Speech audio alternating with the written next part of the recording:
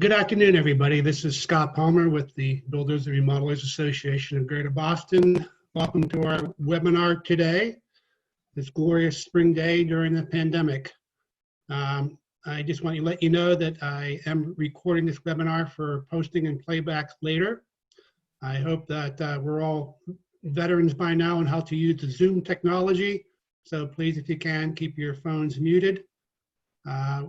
We will be monitoring chat, so you can either chat a question or raise your hand, and we'll address questions as they come along.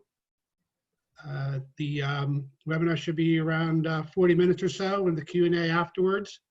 And today's webinar is Simplifying Cash Flow. And I have new members, Mike Corcoran and Matt Cronin from Boardwalk Business Group. Welcome to BRAGB. And I'm glad you're here. And with that, I'm going to turn things over to Mike Corcoran, who's going to share his screen with us.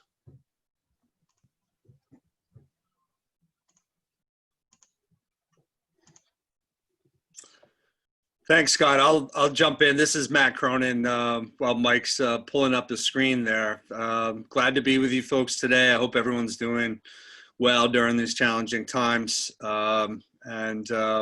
Hopefully we can give you a couple tips that will be valuable and answer any questions that you might have. As Scott mentioned, Boardwalk Business Group, we manage finances for businesses and nonprofits in Massachusetts, as well as some remotely throughout in other locations across the country. That means that we have bookkeepers, we have fractional CFOs, and other detail-oriented team members in between. What we want to do today is talk about a little bit about cash flow. We're going to also share some updates on the small business loan options that are out there as well. So what I'd like to do is start off, and Mike, if you can move us along there. Yep. This is, I don't know about you guys, but I left a few years ago during the Super Bowl. My family and I left the party at halftime, and I think it was 28-3 at the half. And subsequently, we all know what happened. We can see this in the picture here. But I think sometimes we all feel overwhelmed, and certainly a lot of us do at this point in time. A great piece of advice that I've seen along the way is called shrink the change. You know, don't feel, when things feel so overwhelming, bring it down into smaller pieces and attack and do what you can and focus on those small pieces one by one. And in the long run, sometimes good things will happen, like for many of us did at Super Bowl 51. So Mike, if you can move along. What we want to do is, I really want to emphasize 5 key steps that you can take now. The first one being, you can and should create a cash flow forecast. We're going to show you a little example of that as we get to the next slide. But if you have already created one, my advice is update it. It's something that you don't just create once, especially in today's environment. You want to really be updating those on a weekly basis. And if you haven't created one, now's as good a time as any to start. So we'll show you a template of that and answer some questions and give you some advice on how you can put something together simply that will really be a helpful tool for you moving forward. Second key step, you really want to have a cash flow team, and you want to identify who's on your team. It's really important right now that a banker, banks are flexible, they're being proactive, they have a lot of cash in hand. And they are, from my experience, they're really working closely with individuals. So it's important that a banker be a key component of what I'd call your cash flow team. That team's also going to include your customers. It's going to include your vendors, any key employees, and any trusted advisors that you might have. These are the folks that you're going to be working with, helping collectively analyze and make decisions, and that will help you, ultimately get through this. Number third key step is communicate. All right, you have your cash flow team. I'm not someone that necessarily always wants to, be overly communicative, but now's not the time to stay back. Now is the time to, be very communicative in a calm, confident, collaborative way. And we also have to be compassionate, right? There's a lot of people that are hurting right now in many ways, and a lot of businesses that are hurting, and some more so than others, and you just don't know. So it's important to be, part of your community and be compassionate as well in your communications. Last two key points here: be proactive. These discussions are going to occur, right? So you can either be reactive in your discussions, you can, ideally avoid all these discussions, or you can set the tone on how those discussions occur and be proactive with the way that you communicate with the various parties that are out there, even vendors. Lastly, be persistent. As I mentioned before, when you create a cash flow analysis, that is something that has to be updated because things are changing, as we know, at the speed of light right now. So it's important to continuously update and continuously analyze and continuously communicate. Be persistent in all of those areas. So next slide here, what we see is this is a simple template for a cash flow. You can find a lot of templates just by Googling. I know SCORE, the Society of Retired Executives, has a good template. If you Google SCORE cash flow template, you'll be able to find one. We're glad to share, what we have, but it's a pretty simple, straightforward thing. If you'd like, a version that we have, feel free to, send either Mike or I an email, and we'll send it off to you. But again, very straightforward. What we have right here is, this is for illustrative purposes, this is a 3-week analysis. We actually recommend that you do a 13-week, 3-month rolling cash flow. But as you can see, the columns are week 1, week 2, week 3, starting with your beginning cash position. In blue, you can see increases in cash from various sources. Mostly collections from customers. In red, then you can see the decreases in cash in a given week. And then in purple, you can see the net change adding up to the ending cash position at the end of the week, which of course then becomes the beginning cash position for the following week. So a couple things to emphasize on the cash flow. It doesn't have to be anything fancy, but it's a template and it's a tool that really helps you understand what things might look like moving forward, and also what levers are there. It really re-emphasizes some of the levers, right? So for instance, as you look at this and analyze the cash flow template that you've put together, and we've put together here for Company X, you can see, the importance of the timing of collections. And remember, sometimes financial information, this is not a bill that's gone out. So it's not a income as reflected on a set of financial statements or from your books. This is actually cash that's collected, that's come in the door at any given point in time. So that's an important point of emphasis there. On the outflows, we'll talk a little bit more about this, but on the outflows, be as detailed as you want. I'll give you an example. If you look at utilities, and in this example, utilities has a $320 outflow in week 2. Well, it might be that when you create your specific cash flow template that you have electricity, instead of just utilities, you might have electricity, you might have cable, you might have gas, and you might realize, what, I can't avoid paying, can't avoid paying some of those utilities, but I can see that, that cable, that might be something that I might want to consider moving along from. Other things that you're going to analyze when you put something like this together, you might look and say, okay, well, what are some of these expenses that I can defer? You might look, and as I look at this, I see accounting, legal. Well, can I be proactive? Can I reach out to my attorney that sent me an invoice and have a conversation about the timing of that payment? Thus, shifting that $750 back, a month or another period of time, or possibly even breaking it up into smaller pieces. So as you put this, template together and it'll really give you the ability to then take a look at things and look at these various levers and make a determination on some changes that you can make in order to put yourself in a good position and to get through a difficult time. One other thing real quickly, if you look in blue, you can see that we put inflow from loans, line of credit. In this example, we have $4,000 that came in week 3. Now, if we take that $4,000 out of there, we would see that we would have a negative balance by the end of week 3. So in using this tool, it really identifies when we're going to need to have potential additional cash inflows and where those could, potentially come from. So just, emphasizing some things that we talked about as we looked at the template.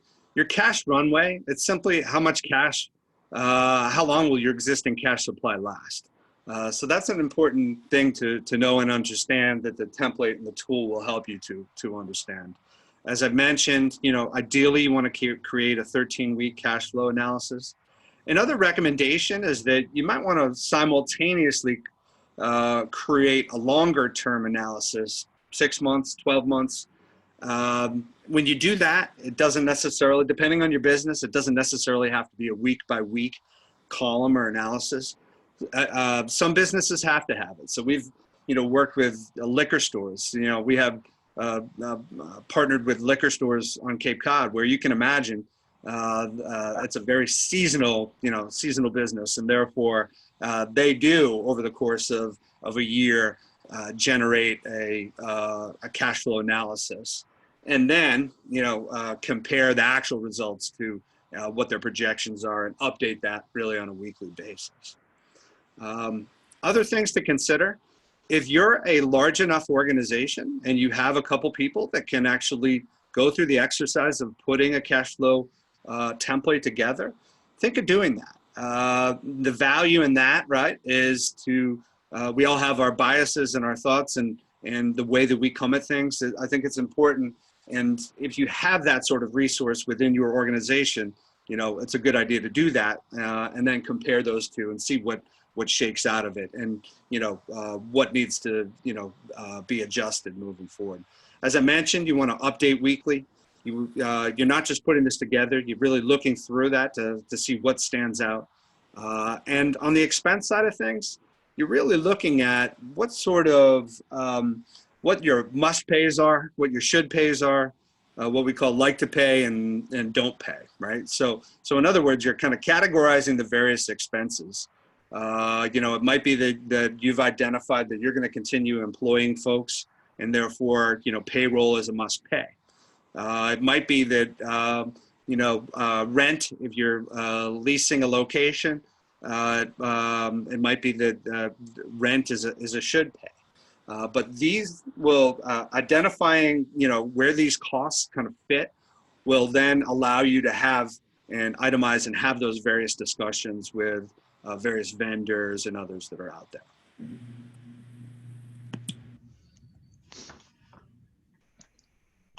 So some quick tips and some quick information.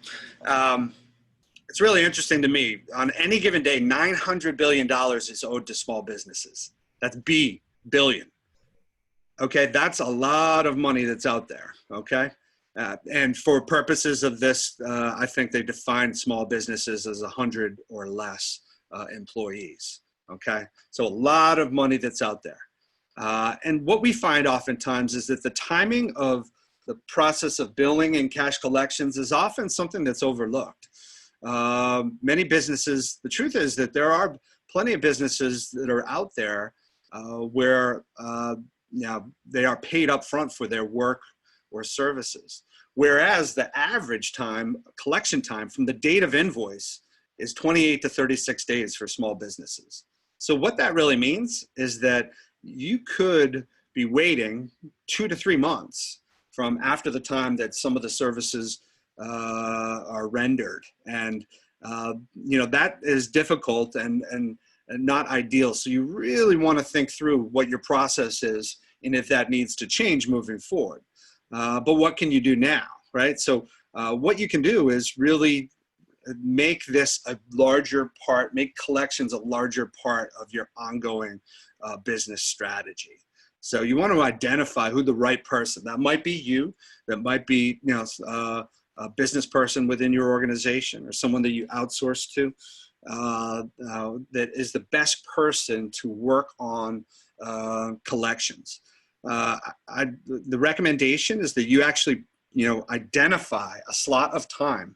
You know, collections is not the most fun activity. So some people might say, well, I'll do that Friday afternoon. Not a good idea, right? What happens over the weekend? Sometimes things get forgotten and lost. So the recommendation is that you actually identify the right person in the right time. If you can set some time on a Monday afternoon every week where you're going to work on those collections, or the correct person is going to work on those collections, then you do that. You start by generating your report, a summary of an AR listing from your financial system that shows, you know, in this example, 17, you know, customers that might owe you money at this point in time. And you literally go through that list and prioritize 1 through 17. And your priorities might vary depending upon dollar amounts or geographies or the situations that the individual or the customer might find themselves in that you're aware of. But you're literally going to go 1 through 17 and prioritize, you know, how you're going to go ahead and kind of attack the collections effort that week. The recommendation is make a call. I know sometimes we just like to, you know, put an invoice in the mail. That doesn't always, you know, as we know, get the results that we want. So if you can make a call, again, back to this kind of emphasis of communication, email's better than an invoice in the mail, but a call's better than an email. And if you can go ahead and consistently, you know, go ahead and do that work and have those conversations on a weekly basis, then you're going to be front of mind and, you know, top of the list. You know, some considerations. Say somebody owes you, you know, $10,000. Okay. Again, shrink the change. Would you be comfortable with $500 a week? You know, if you can break down payment plans into weekly payment plans, then what that does is that really helps you know, have that ongoing back and forth and communication. And, you know, you can input that into your cash flow analysis that we looked at. And, you know, you can see that it's likely that, you know, a $500 or $1,000 weekly installment payment is something that might be beneficial for you. It certainly would in the example that we gave you. If you can get, you know, something in writing, that's great. Realize that might not always be possible. But don't forget, be collaborative. Ask how these, even though, you know, you might be coming from this that, I want my money, I need my money, you know, try to really be collaborative and try to, talk to the customer about how things are going and try to put yourself in their shoes as well. You know, it might be that it ultimately allows you to, to collect more than you would otherwise. Mike, next one. Some advice for payments. So for those of you that can see, we have a handsome dog driving the truck. Hopefully that's not the person, you know, doing your collections or anything like that. But you know, at the same time, you know, it's important to, you know, this communication is not just important with, with customers, but also with vendors. And I know that can be a little bit tricky and difficult as well. But listen, there's so much uncertainty right now. We really want to be in, conservation mode, cash conservation mode. You know, even if, you know, sometimes you might, have, say, for instance, that you did receive a Paycheck Protection Program loan or a large cash inflow. Sometimes our natural reaction is, oh, all right, we're good. We've got plenty of money in the bank. But that's really why the cash flow analysis is important, because that money is not going to last, you know, as long as you likely think that it will. So it's important to kind of stay in cash conservation mode at this point in time. Like we said before, you really want to look at those expenses and figure out what are the things, you know, that you need to pay, that you should pay. Are there vendors that you'd like to pay? Are there expenses that you really don't need, that you can really back off of at this point in time? this is a great opportunity to really clean up, some of the parts of the business that may have been neglected, or some, ongoing dues and subscriptions, or other things that, don't provide value, as you see. You want to communicate with your vendors. Again, not everybody's comfortable with that, but as an example, you can have conversations, with your suppliers, with your landlord, with others, about extending payments, right? We see it out there, right? I just, clicked on an email from Eversource. There's a lot of vendors out there right now that are offering. They understand it. They understand what's going on in this environment, and they'll offer, extension of payments, 0% interest. They'll offer, extending, not making a payment for the next, 2-3 months. But you have to be proactive in having those discussions and identifying those programs that are out there. They are out there. As far as credit cards, those of you that use credit cards or have credit card debt, that's a good resource that we have up on the screen there. That's the Motley Fool. And there are credit cards out there where you can actually transfer existing balances and new balances for up to 18 months at 0%. So that's a tool to consider. You can go to that website today and find a number of different credit cards that are out there that will give you 18 months of 0% interest, oftentimes with no financing fee or anything like that. That's one option with credit cards. You can you can ask your credit card vendor also about forbearance.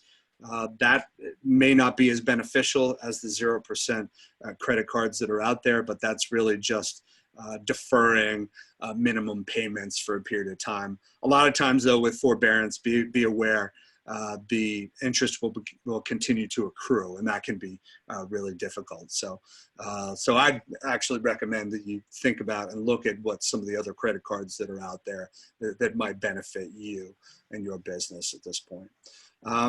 Definitely talk to your insurance broker. We see the commercials. You guys know that that there are insurance companies have fewer claims, and they're they are reducing some of the premiums. They're discounting some of the premiums that are out there. So definitely reach out to your insurance broker to find out what programs are out there. But you also want to be careful, because sometimes you might have, some of us might have a lump sum payment for insurance. You don't always know when that is. So it's important to have that conversation with your insurance broker and understand what the payment options are moving forward. You might want to move a lump sum to take advantage of any programs that are there, or just go into a basic month-to-month type insurance payment. The last thing here that I'd recommend is that go through your bank statement and look at your bank account. A lot of us, have, for ease of use, we've, created automatic debits that come out of our accounts to pay for things. It's important to look through that and say, oh yeah, those are various expenses, and think about those expenses. You may not, it may not be a good thing to have that monthly nut, taken out, if it's a few $100s or something like that. So, go through your bank statement, look and see what's out there, and, and think about moving off of that automatic debit, or if it's an expense that you don't find value in, think of moving on.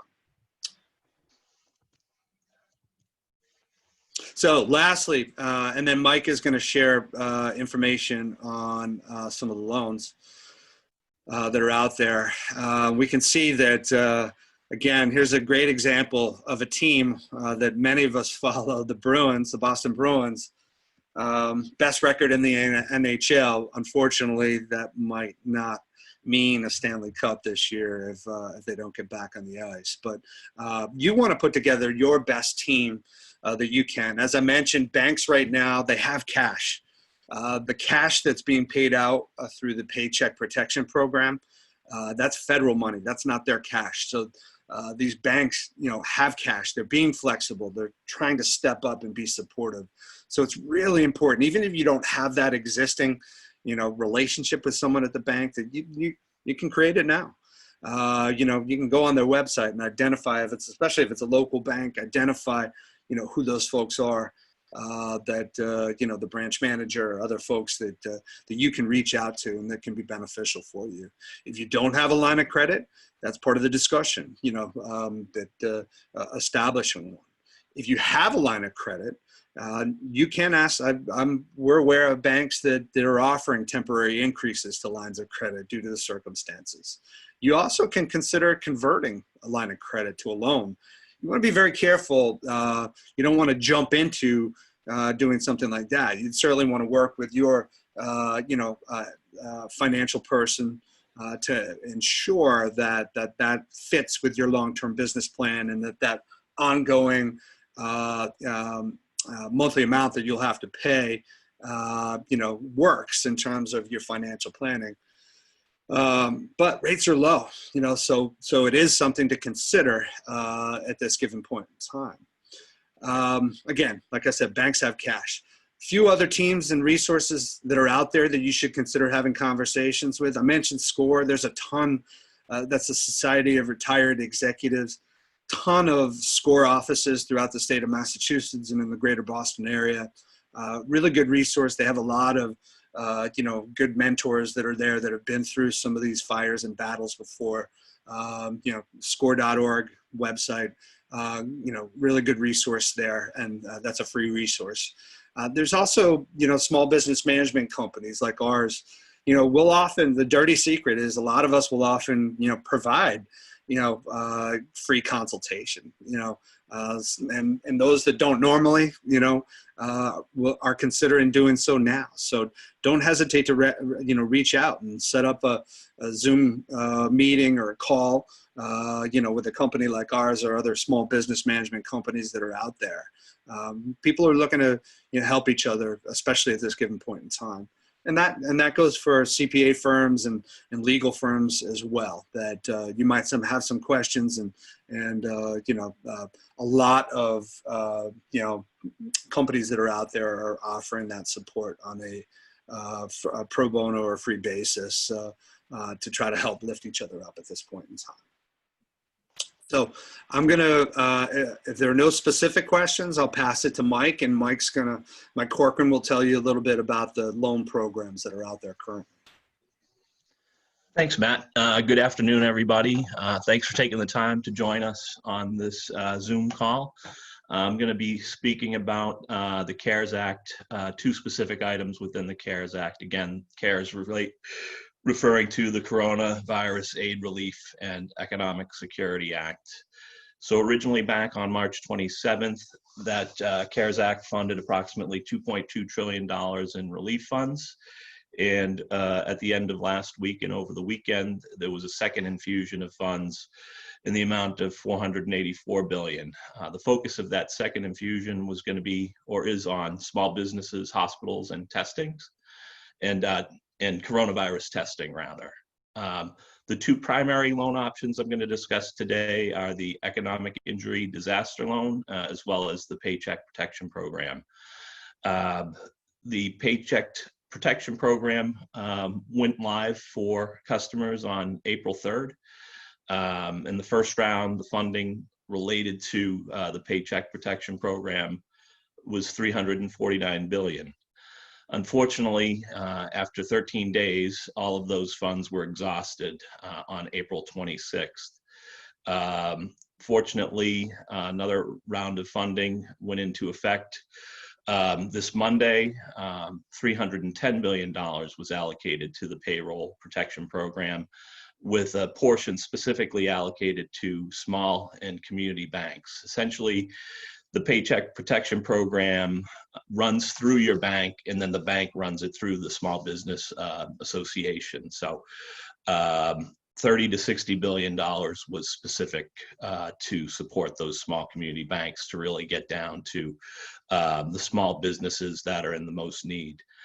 Unfortunately, as a result of all of the challenges that people experienced in the first round, they were able to get up to speed and be better prepared with their banks for the second round. So there's a fear that these funds may not be lasting much longer either. And I guess we would have to wait to determine future infusions into the CARES Act. But again, it is up and running. It's still going today based on the latest information that I've seen.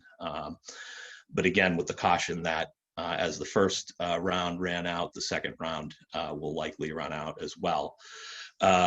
The economic injury disaster loan, that's been in existence for quite a long time. What they did with the CARES Act is they implemented or put into place a $10,000 grant that would not need to be repaid. And again, that option became effective on April 3rd.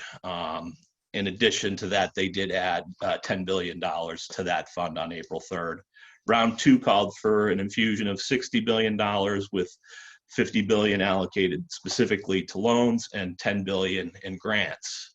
However, as we described with the Paycheck Protection Program, more and more people became better equipped with handling how to go about complete the application process. In fact, even though that was refunded this week, they never opened the application process due to the backlog of the applicants that had put in their applications for the first go round. So currently, that's not an option. Whereas the Paycheck Protection Program runs through your bank, through the SBA, the Economic Injury Disaster Loan Program runs directly from you through the SBA when it's functional and when it's up and running. But as I indicated again, today that is not available. So that would be something that you'd want to continue to monitor. As you know, throw a little legal term in there with our disclaimer. As we've seen since May 27th, a lot of this information has been subject to change, and we'll kind of get into some of that as we go through this portion of the presentation. So specifically to the Paycheck Protection Program, this is certainly, you know, the most popular option of the two due to the fact that a good portion of the loan is forgivable. The initial intent of this loan program was to provide small businesses with incentive to keep their workers on payroll. In fact, you know, that's the real drive in terms of the forgiveness of the loans. If you were to take a loan in excess of the forgivable amount, the term on that loan is 2 years at a 1% interest rate. So even beyond the forgivable portion, there's certainly some flexibility for you within the program if you're going to go above and beyond that forgivable amount. And we'll get into the details of the forgiveness as we continue on. The maximum for this loan is $10 million. I'm sure everybody's familiar with some of the problems and headlines that the PPP or Paycheck Protection Program application process has seen to date.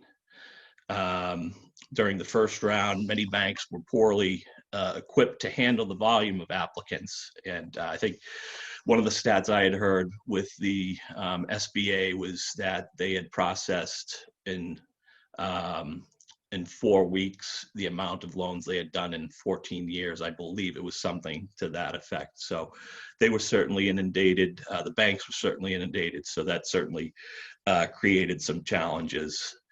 In addition to those challenges, there was some confusion about available lenders, as well as questions about what types of expenses the loans would cover, especially when you get into the forgivable portion of that. So with the second rollout, while the majority of the issues were addressed and cleaned up, there were still some technical difficulties experienced and reported on Monday. Specifically, it seemed as though the banks were having trouble accessing the SBA's web portal. So again, it's more challenges, but again, the hopes is that the money gets out to the right people so that people can remain employed and we'll have the opportunity to come out of this, you know, challenging time more readily, more prepared and readily available to get back to, you know, business as usual, whatever that might look like. in terms of the payroll protection program eligibility requirements, your organization would have needed to have been in operation since February 15th of 2020, which ultimately requires having a small business or commercial account with your bank open on or prior to February 15th, 2020. In related news, again, we saw a lot of headlines around certain recipients of the loan, specifically some of the larger franchises like Shake Shack, Ruth's Chris, and certainly, being a Boston native, having lived in LA, I don't miss an opportunity to take a shot at the Lakers, as they kind of receive some bad press as well. But given the literature of the law and the requirements in black and white terms, they were eligible. Fortunately, the SBA has put some more parameters around that to alleviate and ensure that folks that do not need the funds as much as the true small businesses need the funds to survive are not getting those funds. And as a result, to date, or as of yesterday, more than $2 billion had been returned since round one. Essentially, the literature that came out around kind of controlling these franchises relates to providing a necessity certification that borrowers are required to make for PPP loans. The certification must be made in good faith, and that borrowers may be scrutinized and subject to liability. In order to avoid such liability, those who do not meet that requirement are required to refund their loans by May 7th of this year. So like everything else, you try to cram a new program or a new process, and you're going to run into hiccups and you're going to have some challenges. Unfortunately, it's so critical to the economy and to our the small business way of life that hopefully as we move forward, there'll be, less of that and more assurances that the right people are getting the funds that they need to survive. When it comes to the calculation or the determination amount of the PPP loan, there are different methodologies based on different structures. For example, the slide you're seeing now is based on a self-employed individual without any employees. There are different considerations or different calculations required for self-employed individuals who have employees, partnerships, S corps, C corps, and nonprofits. They all have kind of different requirements. But again, the main driver is getting that calculation of average monthly payroll costs times the 2.5 to determine what you would be seeking in a loan amount. But beyond that, there are aspects of the loan that go above and beyond, or beyond, I should say, strictly payroll costs that would need to be considered as well. But it's important to keep in mind that when you're working to get the money, and then when you're working to utilize the money, that you're tracking it carefully, because 75% of that loan must be utilized for payroll. The other 25% we'll get into in a little bit, but within those payroll costs, it would include salaries, wages, commissions, and tips. You need to keep in mind, though, if you have an individual that earns over $100,000, that amount would need to be capped at $100,000. So if somebody's making $150,000 and you're putting together your calculation on the annual average, you would only include $100,000 of that person's salary to get a correct calculation. Other costs that are uncovered that are included in payroll or in the payroll categorization include employee benefits costs related to vacation, parental, family, medical, or sick leave, allowances for separations or dismissals, payments required for the provisions of group healthcare benefits, including insurance premiums, any payments related to retirement benefits, as well as state and local taxes assessed on compensation. Fortunately, and Matt's had probably more experience on this than I have, but what we've seen is that the third-party payroll providers have done a really good job, and we're fast to react to be able to generate canned or pre-established reports that kind of gather this data for you. So there's less legwork, there's less manual digging through your payroll registers. ADP, I know, was able to provide reports for a client that I work with. Additionally, for those of you that are involved with Intuit QuickBooks, their capital platform also has the ability to apply for the PPP loans. Again, just keep in mind that the 75% of the forgivable amount does need to be payroll related.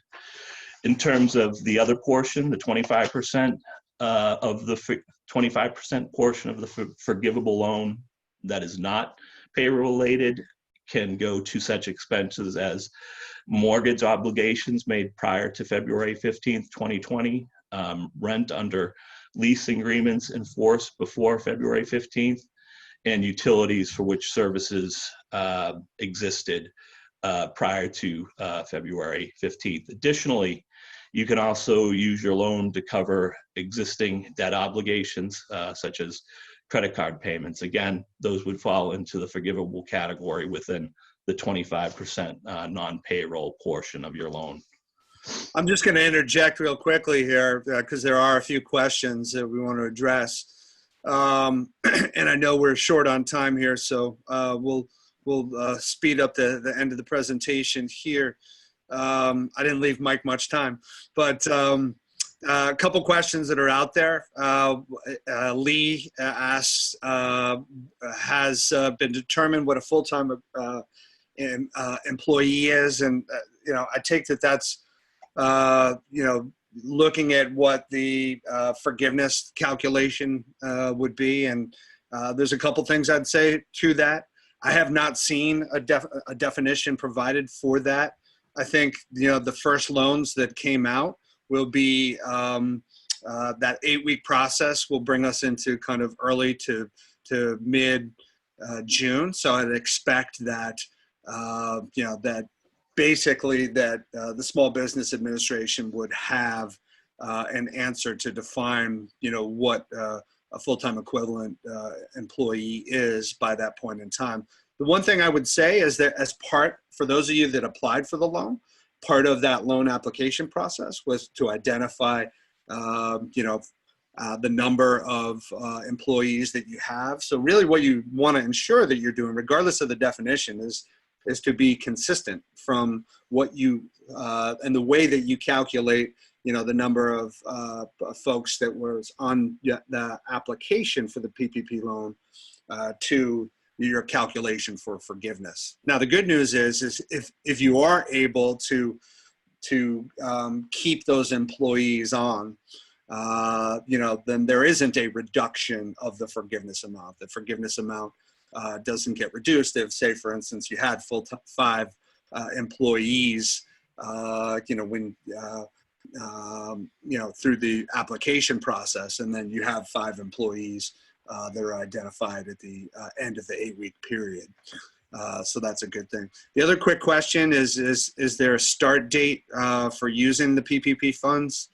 So that differs for everybody. The start date for those that receive the funds is the day you receive the funds. So everybody has their own 8-week period in which those expenses, are calculated from the day they receive the money in the bank from the PPP loan. So it's 8 weeks for everybody. It's just a matter of when you get that loan. So I'll pass it to Mike now to wrap up some things here. Sure. So the final piece on the PPP loan relates to how to get your forgiveness.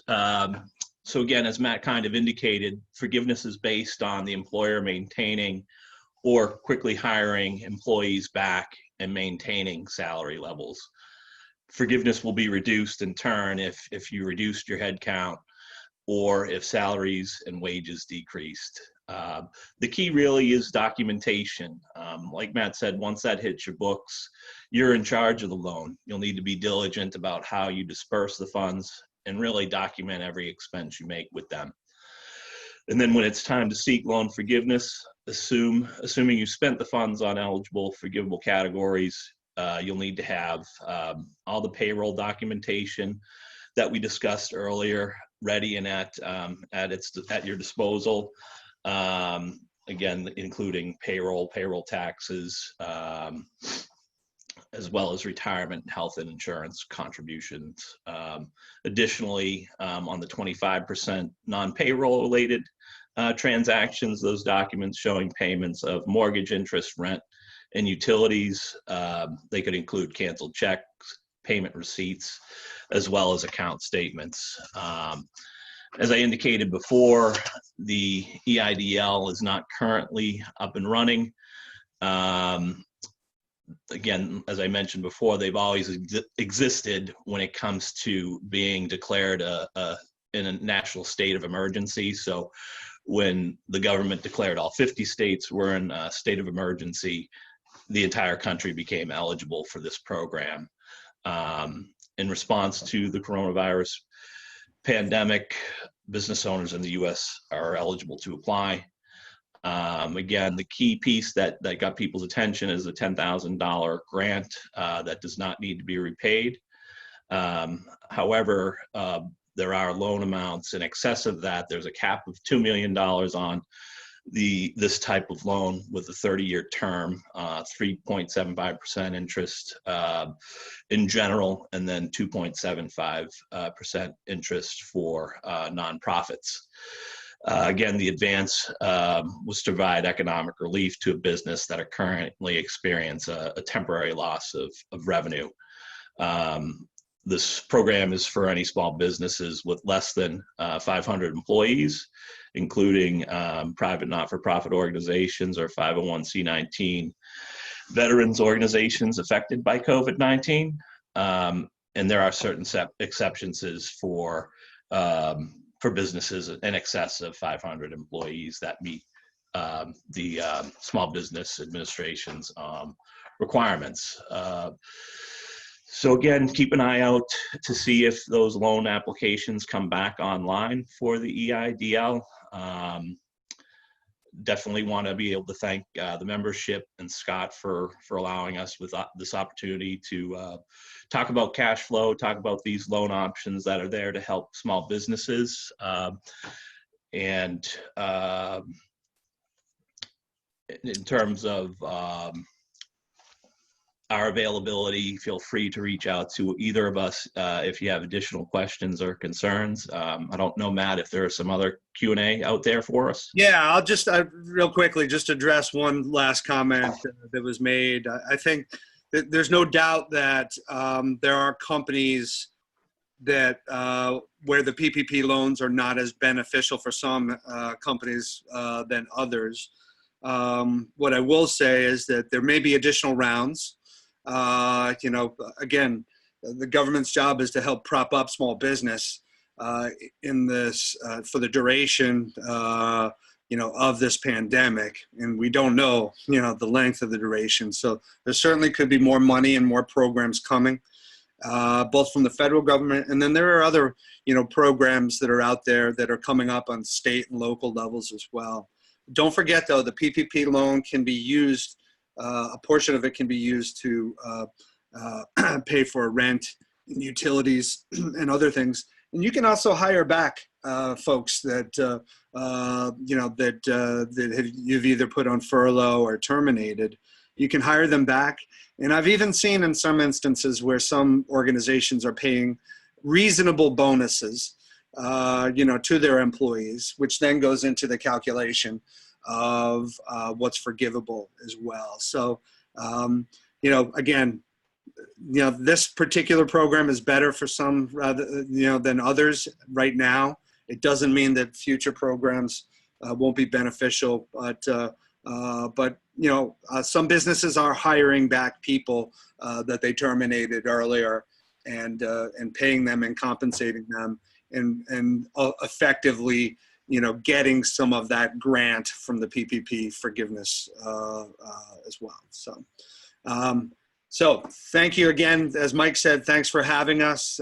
Don't hesitate to reach out. Scott, thanks so much for what you're doing, and we appreciate the time. Sure. Matt and Mike, thank you guys very much. Hey, Brad, you want to unmute your phone and ask your specific question? I'm not sure it got covered on the timing of the loan and how you see your employees.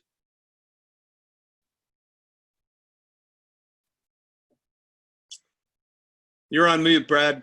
I got him unmuted. Hey, how we doing there? Hi, Brad. How are you? All right, good.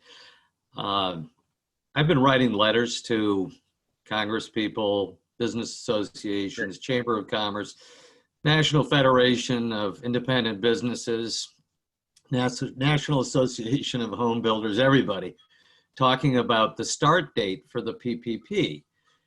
It sounds like you guys, you two speakers, that was very informative. Thank you. But it sounds like you're not aware of any potential changes in the start date. I have gotten feedback from these national groups that they are well aware of the problem and that they are lobbying on this issue.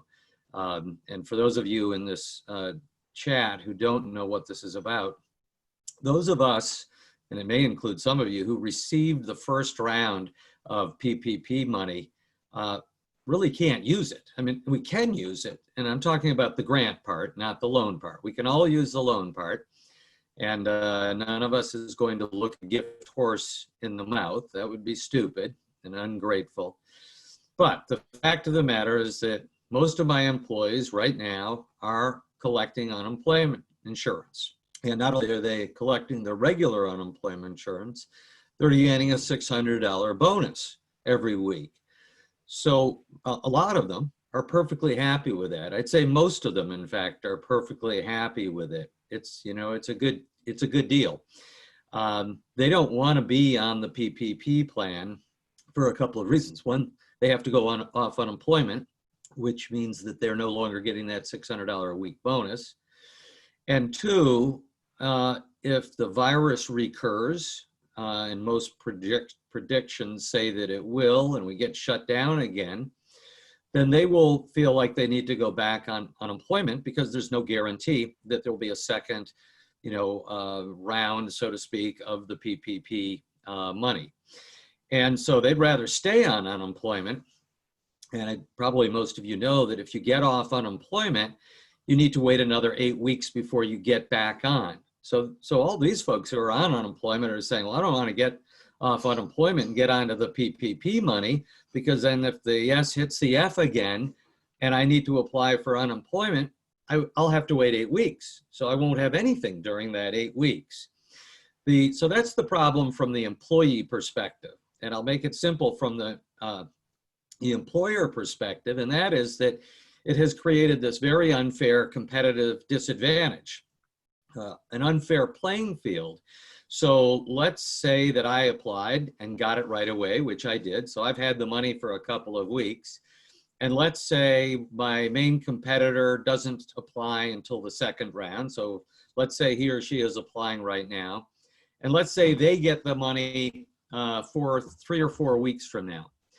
And let's just say, for argument's sake, that the economy reopens in 3 or 4 weeks from now. They're going to be able to pay their employees with this loan or with this grant, and it won't cost them a dime, and their employees will be productive. They will be out there doing the work.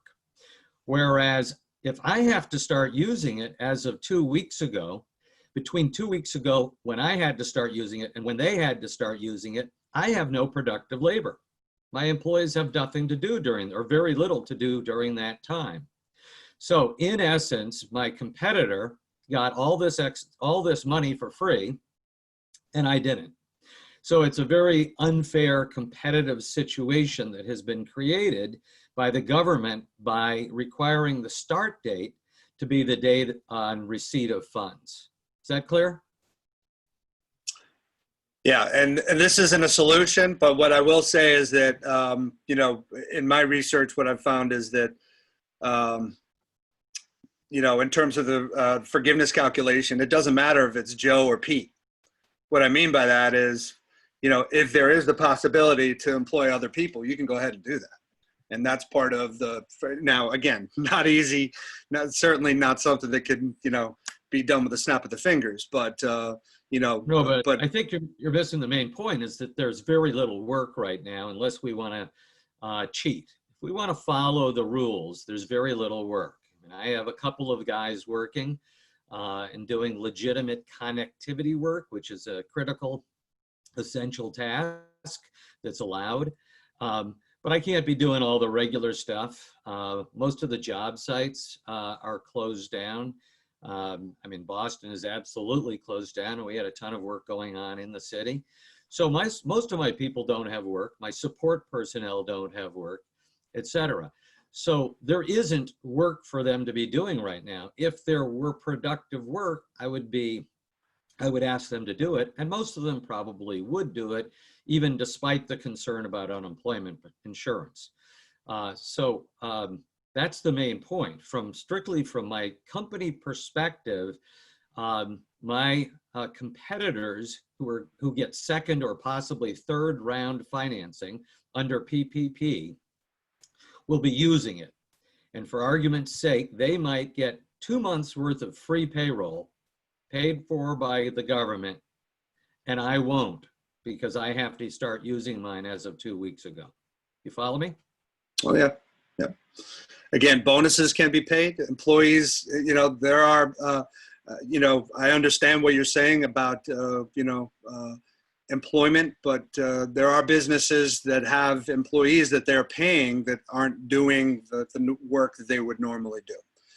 It's, again, not necessarily a solution, but you can employ people, and pay them even though they're not necessarily at the job site. If you can, well, obviously I know that, but I still think you might be missing the point. But in any case, I'm bringing this to your attention because I think guys like you need to be doing the same thing that I'm doing, which is lobbying your associations, pointing out this problem so that there's an upswell of activity to get the start date changed for everyone, regardless of whether you're first round, second round, or third round. Yeah, Brad, I'm hoping that the problem will be, you won't be the only one that recognizes the dilemma of the date problem, and that downstream it'll be rationalized somehow. Alternately, you could start paying BRAGB payroll, because as a 501c6, we don't get the loan at all. Yeah. So, you're more than welcome should be to help us a out, Brad. pass the hat, guys. Everyone, thank you for your time. I really appreciate it. If you have any questions, the Boardwalk contacts are here. And we'll have this recorded up on the website. Tom O'Brien will get it up shortly. And we'll do this again. Hopefully next time we meet, we'll be in person. So thank you, everybody. Thank you. Thanks, Scott. Thank you again. This was great.